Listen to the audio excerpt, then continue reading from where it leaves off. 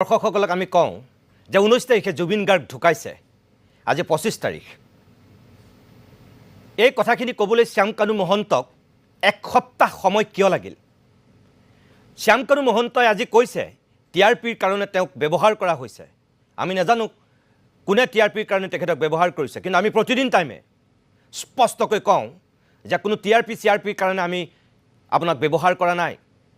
19 তাৰিখৰ পৰা 23 তাৰিখলৈকে 5 দিন জুবিনক যিদিনাখন জ্বলাই ছাই কৰি দিয়া হৈছিল, আমি 22 তাৰিখে 3টা প্ৰশ্ন উত্থাপন কৰিছিলোঁ। ছিংগাপুৰ এছ'চিয়েশ্যন, সিদ্ধাৰ্থ শৰ্মা আৰু আপোনাক লৈ আমি প্ৰশ্ন কৰিছিলোঁ যে কিয় এতিয়ালৈকে আপুনি মুখ খোলা নাই। সিদ্ধাৰ্থ শৰ্মাই কিয় মুখ খোলা নাই আমি প্ৰশ্ন কৰিছিলোঁ। ছিংগাপুৰ আছাম এছ'চিয়েশ্যনে কিয় মুখ খোলা নাই আমি প্ৰশ্ন কৰিছিলোঁ। আৰু আজি আপুনি এই এক সপ্তাহৰ মূৰত মুখ খুলিবলৈ সময় পাইছে আৰু সময় পাই পেলাই